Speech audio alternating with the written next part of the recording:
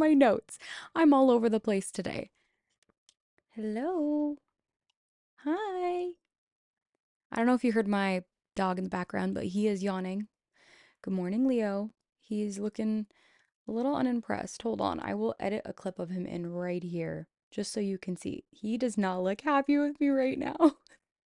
He's like, I'm over this. Anyways, hello and welcome to Trying Times. My name's Carmen. If you're new here, welcome. I'm so excited to have you. We're basically best friends now. No pressure. And if you've been here before, thank you so much for coming back. I'm so excited to have you. And yeah, thank you for choosing to share your time with me.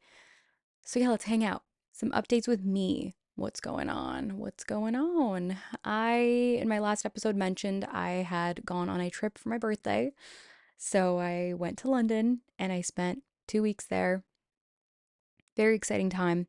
I know for most people, they have a city that they connect with, and for me, that is London. I genuinely love it there. I feel like it's just a place that, for some reason, feels comforting to me. Now, I feel like somebody from there would probably be like, why? Or maybe they get it. I don't know. Could go one of two ways.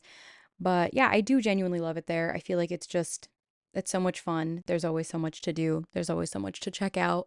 Everything in terms of like architecture is beautiful, people are nice. I would say for the most part, people are nice. A lot of cool fashion, lots of museums, lots of cafes. It was a great time. I had a really good time. Was I a little bit sad to come back? Maybe, but I got to come back to see my dog, who's clearly not happy with me. Every time I sit down to record, he's just like, what is she doing? He sees me set up lighting and my camera and pull my laptop out and the microphone and the headphones, and he's like, oh God, here she goes again. So yeah, he's locked in. He knows I'm going to be sat here talking to myself for probably almost an hour now. But yeah, that's going on with me. Got a new tooth gem. It is mighty shiny and I love it. I don't know if it's going to show on here, but that's fine. What else? What else? What else? What else? I'm blanking on everything. That's okay, because that's not what this episode is about. This episode is going to be all about music. And the timing for that is kind of great, actually, because I'm going to be talking a lot about different things to do with music, specifically the way it can make us as humans feel, the way that maybe it impacts our daily lives, the way that it can maybe be beneficial. Not all those things super detailed, but those things in a nutshell I will be talking about. And I feel like a good way to start this off and segue into the episode is by saying that one of my favorite things to do in the summer is go to concerts. I love it. And that doesn't necessarily just have to be outdoor concerts, but I think it's a huge benefit to going to concerts in the summer. I will say, of any of the shows I've gone to this summer, which I only had three planned, all of them are indoors. One show popped up while I was in London, actually. This is a fun thing to share. One of my favorite musicians, Max Schneider. He's great, great musician. He decided to do a pop-up show in London, and so I got to go there and see him perform live. And it was in a crowd of maybe like 50 people, which is really, really cool. I've seen him live quite a few times now, but that was probably the most intimate show I think I've been to for any artist and definitely a very unforgettable experience. So that was a lot of fun. Got to meet him afterwards and also got to meet some really, really cool people at the show in the crowd as well, some fellow Max fans, and it was amazing. Also, it's always fun connecting with fans. I feel like there's so many communities of cool people that you get to meet that you wouldn't have otherwise. So, being able to meet everybody and bond over a common interest or a person or what have you is just such a cool thing to me. And also, getting to do that in a different part of the world is even more amazing, I feel, because it's cool to see how someone or something can connect so many people. When oftentimes we might not really think about that when we're listening to music, either in our headphones on a walk or maybe in your room or maybe while you're driving or commuting on a train or whatever, what have you. I don't think it's something that we often think about, at least I don't. And I feel like going to shows sometimes is a really nice way to be reminded that you're part of a community that you wouldn't have thought about otherwise. So, yeah, that was a huge tangent. I just feel like in the summer, it's the perfect time to go to shows. And I feel like in the past few years, a lot of artists have been releasing more and more new music, either during or leading into the summer to do tours during that time, which is really exciting, or to promote during that time and then do tours during the winter. But I feel like I've had a genuine love for music and concerts especially since I was around probably 12 years old. I think that's the very first time, or that was the age I was when I went to my very first show.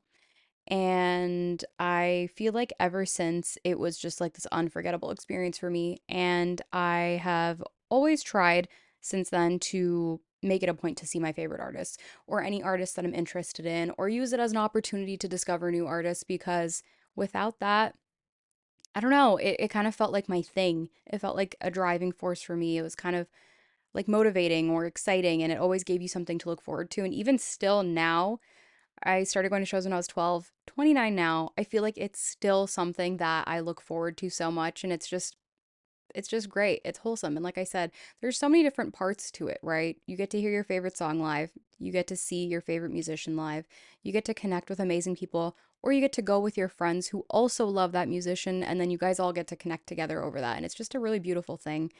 So I just feel like it's always a thing for me to want to see my favorite musicians and to be in that space because I feel like it's such a big mood boost. Sometimes it can feel inspiring, sometimes it can feel almost emotional. It can be all the things. But along this sort of subject, I feel like I often think about how music affects me on a regular basis and overall how it can affect us as humans on a day to day basis because it's pretty much in everything we do, or it comes up in a lot of things. And I feel like music is a constant for a lot of people, including myself. I can honestly say, I feel like as I'm doing things on a day to day basis, I always have music playing, or sometimes even when I fall asleep, I have music playing, or I don't know, when I'm running errands, I have music playing. Sometimes I feel like I love using an excuse to always have headphones on. So it's kind of just something that goes hand in hand with everyday activity for me. So I did do a little bit of research and I found this thing out about something called the limbic system. I really hope I'm saying that right. If I'm not, let's pretend I am, which basically refers to our sort of processing of emotions and controlling memory. So basically, when there was some diagram I saw in this study, if you will, about how when we listen to music, this system in our bodies, if you will, in a sense lights up. Something engages it, it sort of sparks. And I find that really interesting because I feel like it can sometimes explain how when we might hear a song we really love or a song that we're really, really interested in, it can lead to a plethora of different feelings or sensations. You might get goosebumps, you might get emotional, you might get really excited, you might feel butterflies in your stomach, your chest might feel heavy or tight. You can feel so many different things through music. And I feel like learning about this sort of a system, if you will, is such an interesting way to actually, I guess, personify all of those feelings and how they show up in your body. So, in part, this can also be from a result of dopamine, which I think is so cool. So, in a sense, this means when we listen to certain music and maybe we have certain memories come up or it can trigger certain thoughts or memories, it's a part of an overall brain stimulating experience, which is crazy to think about. It's a lot, it's insane, but music can really have that effect on us on an everyday sort of basis, which I think is so cool. I think that that makes so much sense because, for instance, I'll go off this example. I feel like there's so much meaning behind all kinds of different songs. Some songs might not have a whole lot of deep meaning, and that's fine. They're just fun to listen to. This morning, actually, I was listening to Chromacopia because, ready to see that live. I'm so ready to see this album live. I have luckily seen Tyler before for his Flower Boy tour and for Igor, but I haven't seen him since. So I'm very excited to go see this album live. I believe he also just released Don't Tap the Glass like literally yesterday when I'm recording this, at least it was yesterday, and I've already listened to that and it's just great. So I've been getting a lot of videos now on TikTok about certain songs and his process behind Chromacopia, as well as Don't Tap the Glass. And I don't know, it's very motivating to learn about what not only what thought process went into a song, but I guess connecting it on an emotional level or connecting it to memories of sorts, because he did a lot of that in this album. And you see this sort of really big evolution in his life through this album, which I find that interesting. When you learn more about these kinds of songs and you already really enjoy them, I think there's this preempt to wanting to see them live. And then even seeing videos of it live can spark so much joy and so much excitement. And then if you're actually able to be in a moment where you get to witness a song live that you love so much that you've kind of done research into, I feel like it's this unmatched experience. And again, I think that that in itself really ties to this whole limbic system of having that sort of a brain stimulating experience, or, a result of dopamine or what have you, or whatever other sort of bodily sensations you might have, because I feel like it's just a one of a kind experience. And I never really knew in all my years of having enjoyed going to shows what that meant, or if there was a word for that, or if it was just a thing we all experienced and then that was that. But I'm really glad to have found this out because, yeah, it just makes so much more sense. I will go a little bit more into the mood piece of it all, though, because I think depending on what your mood is, music can always match the tone or it can make it better. And that's kind of in your hands with what you want out of it or what you're hoping to have out of it or what you're feeling. Because sometimes that's all it really needs is just going off of a feeling. But I will say for me, I find this to be extremely true. I can be easily impacted by, I would say, art pieces in general, like film, TV, music videos, or music in general. So certain things can definitely trigger certain moods, or it can definitely impact me to feel a certain way.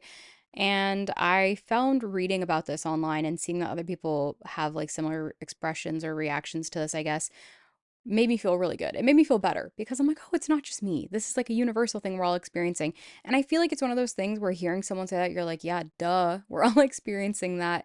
But when you're in it and you're feeling it to yourself, and I guess you just don't vocalize it very much, it's easy to feel alone in that sense. So, yeah, I don't know. For me, I found it to be true. I will say I usually live a little chaotically in the sense of having this habit where I create one playlist and then I just string that playlist on for like 2 years. Like, I'm not even kidding. I just keep adding to it and adding to it. And I'll eventually start a new one, but this playlist will end up being like, I don't even know how many hours long. I don't even know how many songs are on here. Probably like 7 to 8 hours long at least. And I do this, yeah, every 2 to 3 years. I just start a new playlist and I'm like, cool. And then after that, I kind of get tired of it and then I open up a new one.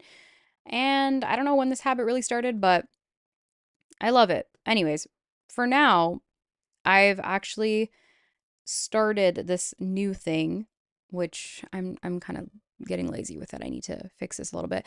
But I've started a new thing where I make playlists based off activities or even moods. So for instance, I think for quite a few people, there's the whole thing of like when you're working out, having certain music that suits you best, or certain music that makes you feel motivated, or certain music that makes you feel good and you want to have that when you're working out because it's like maybe, I don't know, for me sometimes I just don't feel like doing it. So I'm like, if I have this playing, yeah, it'll motivate me a little bit. But yeah, there's specific kind of music that can boost your mood for sure and match the tone of your workout. But then in the same sense, there's also a playlist that you could go to wind down at the end of the day or at the end of a busy week. So I created one called I'm Pissed, and it has a picture of Lisa Simpson like stomping her foot. That's just for like a mood based one, for example. Another one I have that I did not create, but I followed was a workout playlist with like really, it has really fast songs, it has really good rap songs, it has some interesting rock songs. It's like a mix of a bunch of different genres, but the picture on the playlist on Spotify is of SpongeBob lifting a dumbbell with teddy bears at the end. It's so good. I love it. And you know what? That photo really does embody how I feel when I'm working out, but it's a great playlist. So I feel like if you have the ability to create a playlist like that, or at least find one that works for you on a day to day basis, it makes everything so much better. I've heard this sort of saying before, and I'm sure people will find it cringy or cliche. I don't really know where I sit with it yet. I feel like I'm kind of on the fence, but I will say using music as a form to just like live your life is really great. And I'm going to say this because I've seen some people say it, but like thinking of it as like a soundtrack to your life, kind of cringy, but also it's kind of great because yeah, it's accompanying you throughout everything you do. So it's not necessarily a bad thing. It's just, I feel like saying it's a, I don't know why, I feel like saying it's a soundtrack to your life just feels so, I have no explanation for it. It just, it is what it is. And that's okay. There's nothing wrong with it. But yeah, Go ahead, go create a soundtrack for your life and then let me know how it feels. Let me know if you enjoy it. Hopefully you do. Okay, so let's go off of that a little bit. Let's say you're sad. There's a few choices here where you could go with music. Are you going to want to play music that could cheer you up? Are you going to want to listen to some music that could maybe match that tone and also, I don't know, embrace that sadness, I guess? Or are you going to want to do something that's like a little bit of a toss up where you just kind of like hit shuffle and you're like, if I get a sad song, I get a sad song. If I get a happy song, I get a happy song, or whatever other mood. For me, I feel like it's a 50-50 split.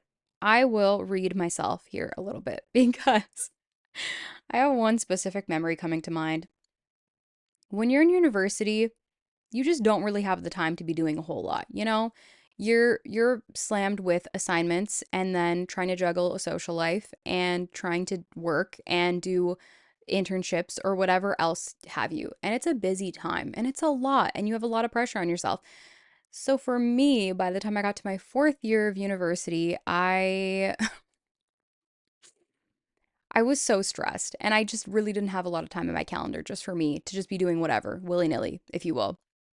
So there was a time I remember distinctly, I was in a lecture and I literally opened up my calendar to see if I had anything after that class, like anything I needed to work on, because I think this class finished at like 10 p.m. It was a later class in the day. So I think it went from like 8 to 10 or something like that. Anyways, I open up my calendar and I see, to my surprise, I have to work on a very short assignment later in the evening, but nothing too crazy, nothing too heavy, if you will. So I went ahead and I scheduled in time for myself to cry that evening, which you're probably like, girl, are you okay? Go to therapy. I was at the time, actually. And you know what? I told my therapist about it, and she was like, good for you for finding time to make that, to have that for yourself, or finding time to have that outlet for yourself. And I was like, thank you. So yeah, I went home after a busy ass day and I turned on a few really sad songs with music videos and I was like, okay, here we go. Just gonna make myself feel it because otherwise I'll just avoid it and avoid it and avoid it and I'll feel worse. And I can honestly say I don't think I've done this ever since, but in that one specific moment, for anyone who knows me really well, I avoid sad music and sad shows and sad movies. But in that moment, I was like, I get why people do this. I get why people watch sad things now because you need to let that out. Sometimes something has to help that for you. You can't just do it yourself. You can't just start crying on command. So yeah, I did that. And I can honestly say I've never forgotten that since. And it wasn't maybe one of my favorite moments, but it was a great moment in terms of feeling quite therapeutic, cathartic, if you will, whatever other terms you can think of here. It was actually quite freeing. It was kind of nice. So I'm not going to hate on it. Would I do it again? Probably. I don't know. I probably would. Why not? There's that. I aired myself out a little bit. But yeah, for you, what would you do? I think that's always an interesting thing to sit down and think about. What would you do if given the choice? Do you lean into it? Do you run away from it like I do? Just a thought to sit with. So, as I like to end every single episode, I like to do a audience participation or submission type thing. And sometimes I like to look at answers that I get from friends for certain prompts, and other times I like to just take to Reddit. In this instance, it was a pretty specific thing I was asking. So I didn't really get too much feedback from friends about this. Of course, if you're listening to this and you want to share something, feel free to either comment or DM me. I would love to hear from you about what you think about all this and how it might or might not relate to you. So yeah, I took to Reddit to basically see what people were saying and entered a rabbit hole in this thread. This one thread specifically. It's basically exactly what I'm talking about here. So I'll read you the entire post. The person asks, has music ever drastically changed your mood? They wrote, lately I've been listening to a lot of Nirvana, which is something that I've never really gave much of a chance in the past. I developed quite a taste for it and have gotten a lot of their songs stuck in my head. Gotten deeply interested in the history and have watched a lot of live stuff. I don't think they're going to be one of my favorite bands ever, but at least I understand the praise now. However, for the past week or so, I feel like my mood has been very erratic or I feel existentially anxious this week, which isn't something much music has been able to imprint on me, at least to this degree. Is it because of the music itself and the mood they were trying to give listeners all along? Is it because I'm getting wrapped up in the depressing life of Kurt Cobain? Is it other factors in my life and this is just incidental? I honestly don't know, but I'm curious to read what you guys think about your own experiences. So I felt like this was pretty specific because back to when I just read myself about crying to certain sad music, I feel like that's just I feel like it embodies it very well from a different standpoint. So, one of the answers that I found here, or one of the replies in this forum that I found here, someone said this, and I thought it was a good answer. And they wrote, probably because of the music, because music has the power to change our mood. There's a quote that I really love: listen to the music with the feeling that you want to feel, not the feeling that you're currently having. Keep that in mind. That helped me. So I like that. And it made me feel a little bit grounded in the choice to constantly listen to not just happy music, but upbeat music, as to want to feel more energy and excited. Before I get too much into a tangent on that, someone actually brought up another good point in the same forum here that I want to highlight. I usually think that exterior factors other than music depend on my mood. But if I understand the artist's history and it coincides with my feelings at the time, that can also contribute to my mood, which I find to be really interesting. And again, it's a good way to kind of turn it all back to what the original poster was saying in that post of just like, I really get the hype now, but also, is it because of things going on in my life, or is it because I'm so into understanding the history of this all right now? And I will say, even in listening to certain things and researching certain things, like I said at the beginning of this episode about Tyler the Creator and Chromacopia specifically, and this chapter of his life, it can definitely impact my mood in a certain way too, or, make me feel one of however many ways. So I found it really interesting to find this kind of a post here about somebody else also noticing that in having found a new artist and a new exciting sort of like a chapter of their life of discovering music they really enjoy. Because that feeling in itself is unmatched when you find somebody new that you like, whether they've been around for a while or they're just up and coming. It's a really exciting feeling, and I feel like you get maybe a little bit sucked into it. And I feel like it's really easy to get maybe a little sucked into it and have it be all encompassing. The same way in which when sometimes a new show comes out on like whatever, Netflix, Hulu, HBO, whatever it is, a lot of us sometimes delve into it like hard and we want to watch things all at once and we don't want to let go of it and we just want to know what happens because we want conclusion, or maybe we're just really into it and it feels fulfilling to watch in that moment. I don't know. I feel like sometimes music can have a similar effect too. And clearly with this whole limbic system, again, I really hope I'm saying that right, that that shows it can affect us in so many more ways than just what we think or just what we might know. So yeah, that was a lot. I rambled a lot. But I'm excited to go see Tyler this week. I do have a couple more shows, I believe, this summer, or one more show this summer. So that'll be fun. I don't know. Hopefully, you have the opportunity to go to some shows this summer as well. And if you have, please comment or message me and tell me which ones, because I would love to know. And it would be kind of funny if we went to some of the same shows. So, yeah, that's all. That's all I'm going to leave you with today. If you want to reach out and chat at all about concerts, music, and moods, or anything else, please feel free to do that at the Trying Times Podcast on Instagram. I would love to hear from you and I would love to talk more about this because I feel like I can ramble on and on and on. So, yeah, let's go move that over into our DMs, I guess. But yeah, thank you so much for listening. I hope you have a wonderful rest of your day, night, whenever you're listening to this. And I appreciate you. So, yeah, thank you so much for being here. And we'll chat again soon, okay? Bye.